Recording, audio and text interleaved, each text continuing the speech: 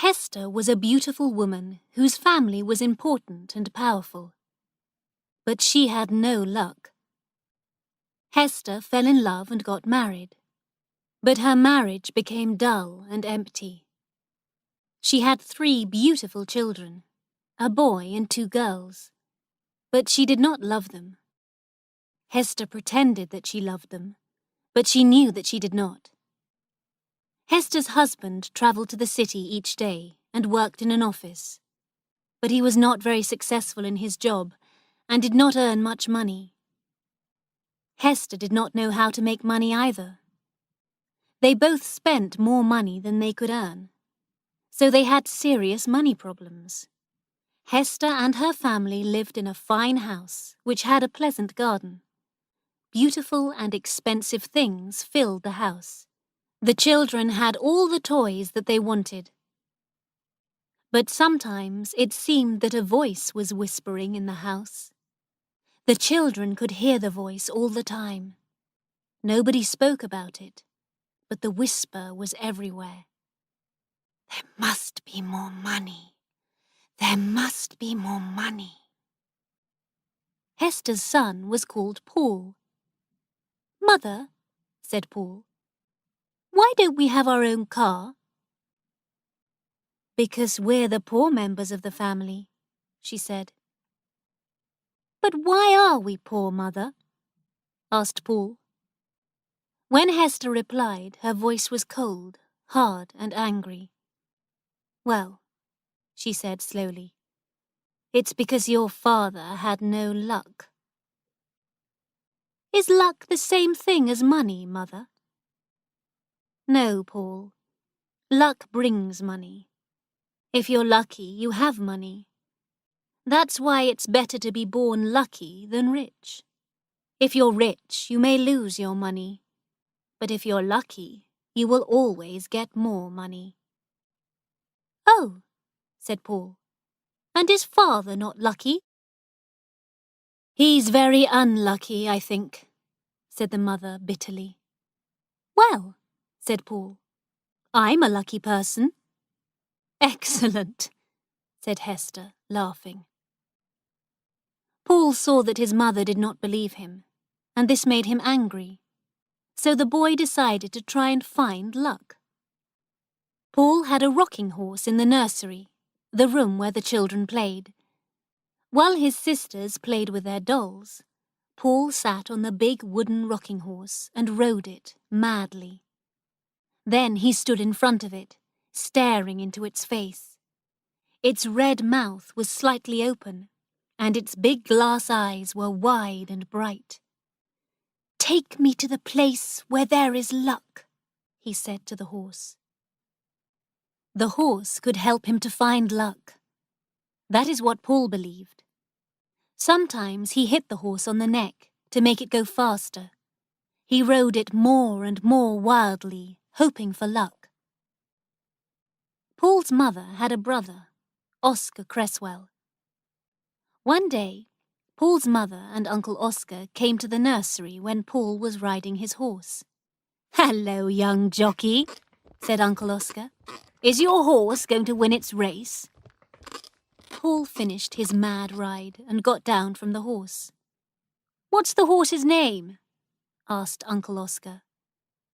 "He doesn't have just one name," said Paul quietly. "He has different names. He was called Sansovino last week." "Sansovino?" said Oscar.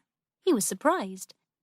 "But that's the name of the horse which won the big race at Ascot. How did you know that name?" "He talks about horse races with Bassett," said Paul's sister. Bassett was the young gardener who worked for Paul's parents. He had been Oscar Cresswell's servant in the war, when Oscar was an army officer. Bassett now worked in the garden of Paul's house. Bassett knew a lot about horse racing. Oscar was very pleased that Paul was becoming interested in horse racing too. He went to see Bassett to ask him a few questions about his nephew. "Master Paul asks me a lot of questions about the races, sir," said Bassett. "And does he ever make a bet?" asked Oscar. I don't want to tell you Master Paul's secrets, said Basset. Please will you ask him that question yourself? Oscar took Paul for a ride in his car. Tell me, Paul, do you ever bet money on a horse? He asked. Do you think that I shouldn't? Asked Paul. No, said his uncle. I hoped that you could give me a tip for the next big race at Lincoln. What's your advice? Which horse is going to win? It's going to be Daffodil, said Paul. Daffodil had not run in many races and had not been successful. No one expected Daffodil to win the race. Daffodil? Asked Oscar. Are you sure? What about Mirza? I only know the winner, said Paul. That's Daffodil. You won't give the information to anybody else, will you, Uncle? I promised Basset that I wouldn't tell anyone. Basset and I are partners. We share our information with each other. Basset lent me 5 shillings to bet on my first racehorse, Paul went on. But the horse lost. Then you gave me 10 shillings. I bet that money on a horse, and it won. So I thought that you were lucky. But you won't tell anyone else, will you? All right, said Oscar. I'll keep your tip about Daffodil a secret. How much money are you going to bet on Daffodil? £300, said the boy in a serious voice. Oscar was very surprised. £300 was a huge amount of money. He laughed. Where is your £300? He asked. Basset keeps it safely for me, the boy replied. And how much is Basset betting on Daffodil? Perhaps £150, said Paul. Oscar was silent. He was very surprised, but he was also very interested. He decided to take Paul to the racecourse where Daffodil was racing. It was Paul's first visit to a race meeting, and his blue eyes shone with excitement. Daffodil won his race. I have £1,500 now, said Paul. Uncle, if you want to be a partner with Basset and me, we could all be partners, but you must make a promise. You must never give the information about the winning horses to anybody else. The next afternoon, Oscar took Basset and Paul to a park, and they talked. If I'm sure about the winner, we're successful, said Paul. But sometimes I am not sure. Then we lose. But when are you sure? Asked Uncle Oscar. It's Master Paul, sir, said Basset, slowly, in a soft, quiet voice. Perhaps heaven tells him. He was absolutely certain that Daffodil would win. But where's the money that Paul has won? Asked Oscar. I keep it safely for him, said Basset. Whenever Master Paul wants the money, he can have it. £1,500, said Oscar, shaking his head. He almost did not believe it. Yes, said Basset. They drove home again. Oscar asked to see Paul's £1,500, and Basset showed it to him. Then Oscar decided to become a partner too. Sometimes I'm absolutely sure which horse will win, said Paul. I was sure about Daffodil. Sometimes I have an idea, and sometimes I have no idea at all, do I, Basset? Then we have to be careful, because we lose. And when you're sure, what makes you sure? Asked Oscar. Paul looked uncomfortable. Oh, well, I don't know, he said. I'm sure, Uncle. That's all. The next race was the Ledger. Paul was sure about the winner of this race. He bet £1,000 on a horse called Lively Spark. Lively Spark came in first place, and Paul won £10,000. Oscar Cresswell won £2,000. You see, said Paul, I was absolutely sure that Lively Spark would win. I don't understand how you're guessing correctly, said Oscar. What are you going to do with your money? I wanted to get money for Mother, replied Paul. She said that she had no luck because Father is unlucky. I want to be lucky. Then I can stop the whispers in our house. Whispers in the house? Repeated Oscar in surprise. What do you mean? Oh, I don't know, said Paul. But the house never has enough money, and so it's always whispering. I want to stop the whispers, but I don't want Mother to know about my luck. She wouldn't let me bet on the horses.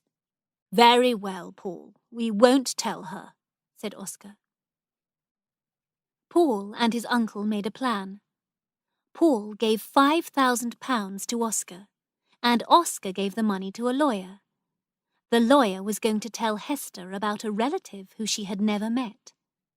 Hester was going to get £5,000 because the relative had died. Each year, on her birthday, Hester was going to receive £1,000.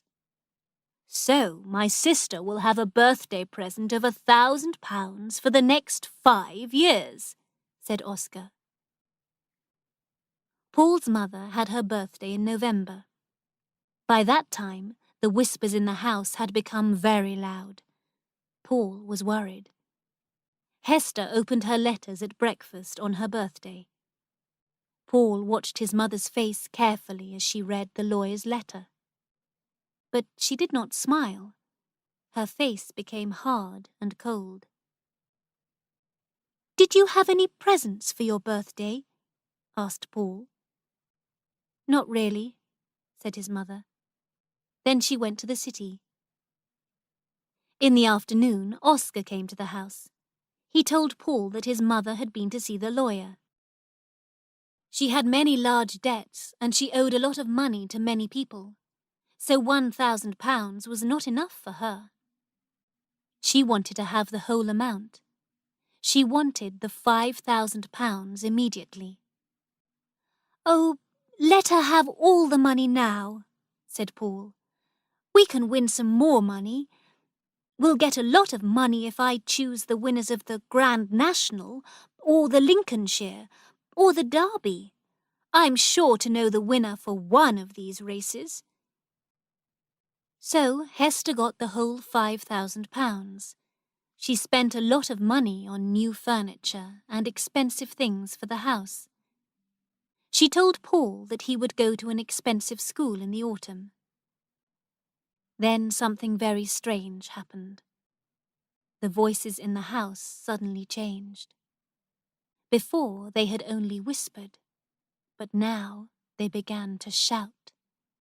There must be more money! There must be more money! Paul was frightened. He spent a lot of time with Bassett. The day of the Grand National race arrived, but Paul was not sure about the name of the winner. He bet on the wrong horse and lost £100. He did not know the winner for the Lincoln either, and he lost £50. He became very worried, and his eyes were wild and strange. Don't worry about it, my boy, said Oscar. The next big race was the Derby. I must know the winner for the Derby, said Paul. His big blue eyes shone strangely. Even his mother noticed that Paul did not look well. Perhaps you need a holiday, she said. Would you like to go to the seaside? You'll feel better near the sea. The sun and fresh air will help you. Mother, I can't go away before the Derby, said Paul.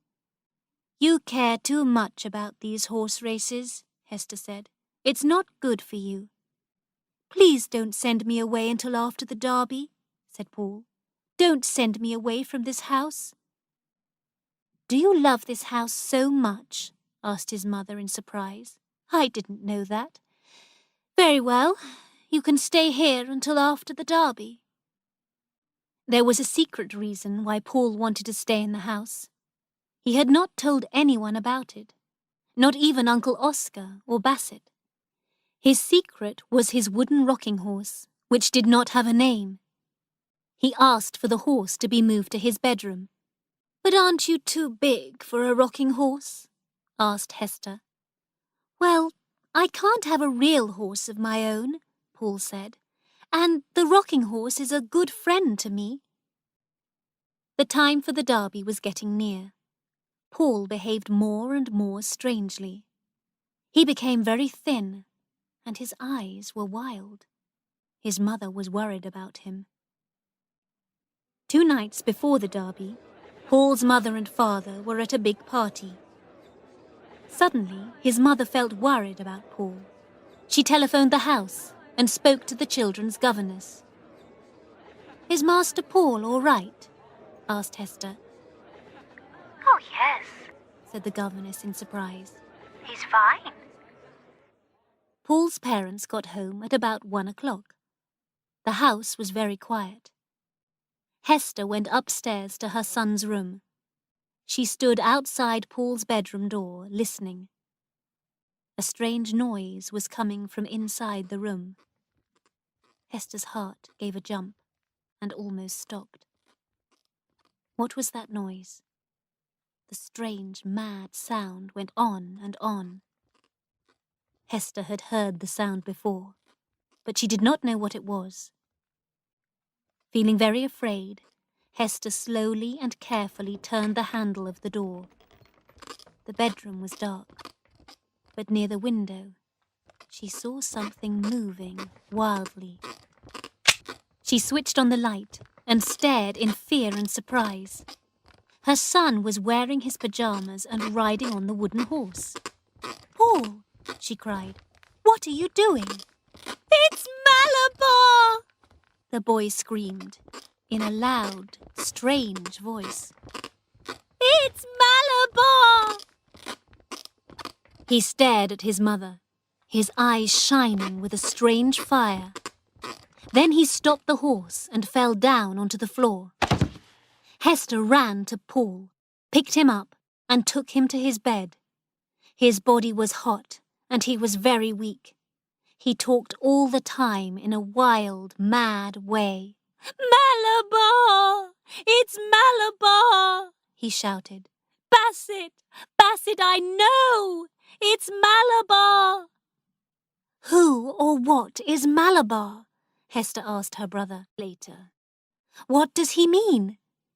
Her heart felt as dead as a stone. "It's the name of a racehorse," said Oscar. "Malabar is running in the derby." Paul was very ill, but Oscar bet £1,000 on Malabar. On the 3rd day of Paul's illness, his mother sat by his bed. Paul was not asleep, and he was not awake. His eyes stared ahead, but saw nothing. They were like blue stones. His mother's heart felt like a stone, too. On the day of the derby, Bassett came into the house in the evening. He wanted to see Paul. Paul's parents agreed, and Bassett went into the boy's bedroom. "Master Paul," he whispered, "Malabar came in first. It won. I did what you told me to do. I bet on Malabar. You now have £80,000. Paul was very excited. He kept saying the same thing again and again. "Malabar! Malabar! Do you think I'm lucky, Mother? I knew Malabar, didn't I? £80,000. That's lucky, isn't it, Mother? If I can ride my rocking horse, then I can be sure of the winner. Mother, did I ever tell you? I am lucky." "No, you never told me," said his mother. Later in the night, Paul died. "My God," said Oscar Cresswell to his sister. "You've got £80,000, but you've lost your son." Perhaps it's good that he's dead. Now Paul is at peace. He'll never have to ride a rocking horse again to find a winner.